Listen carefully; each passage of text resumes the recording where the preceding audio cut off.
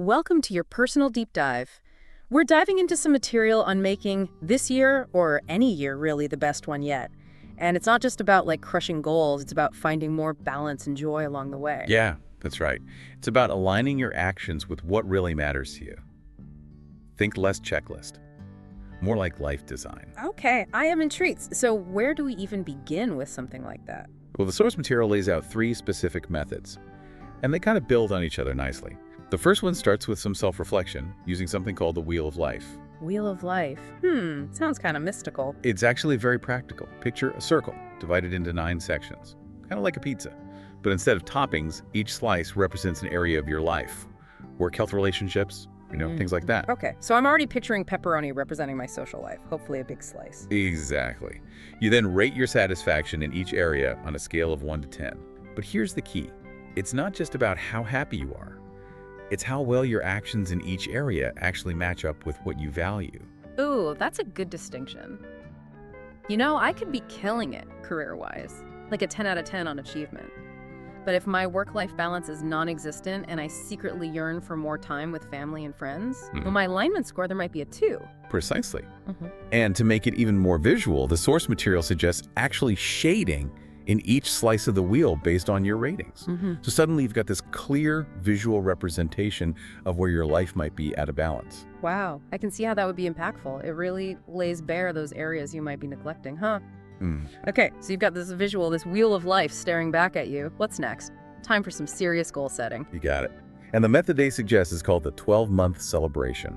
Imagine this. It's a year from now and you're celebrating all the amazing progress you made in each of those 9 life areas. Oh, I like where this is going. It's like a vision board party.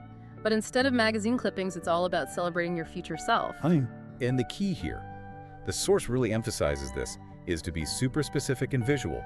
So instead of just saying lose weight, you might envision yourself just effortlessly zipping up that dress you've had your eye on, or crossing the finish line of that 5K you've always wanted to run. Okay. I can see how visualizing those achievements, feeling the emotions tied to them would be way more powerful than just like a vague resolution. But what happens if someone's wheel is a total disaster zone? That's a lot of areas that need attention. That's a great question. And it leads us to another important aspect of this method. Even if you have multiple areas you want to improve, the source material emphasizes focusing on just one key goal per life area for the year. Makes sense. It's like that saying, chase 2 rabbits, catch none. Right. So instead of spreading yourself thin, you're laser focused on making significant progress in one specific area at a time. Exactly. This prevents overwhelm, it keeps your energy focused, and ultimately increases your chances of success. So we've got our Wheel of Life roadmap, and we've envisioned our 12-month celebration. It's all very exciting. But I think some listeners might be thinking, okay, how do I actually make those celebrations happen? How do we make it real? Right, it's where the rubber meets the road. Yeah. How do we actually put this into practice? Exactly. Less wishful thinking and more strategic doing. What does that look like? Well, one of the key things they talk about is having a system, a structure to actually make those visions happen. Okay, so it's not enough to just dream it. We gotta have a plan to live it. Exactly. And one of the recommendations is to do regular check-ins with yourself, like every 90 days or so. Oh, okay, so like a quarterly review. Yeah, think of it like a quarterly performance review, Yeah, but for your life. I like that. So instead of getting to the end of the year and being like, what happened to the time? Yeah, You're taking a step back every few months to see where you're at. exactly. It's about staying accountable to yourself and to those goals that you set. Accountability. That's such a good point. I've heard it said that accountability is the glue that holds your goals together. And having someone, whether it's a friend or a mentor or even a coach to sort of check in with, can be so helpful for staying motivated and on track. Absolutely. It's like having a built-in cheering section. And sometimes you need someone there to be like, come on, you got this. Right. A little nudge when you need it, for sure. But even if you're doing it solo, Yeah.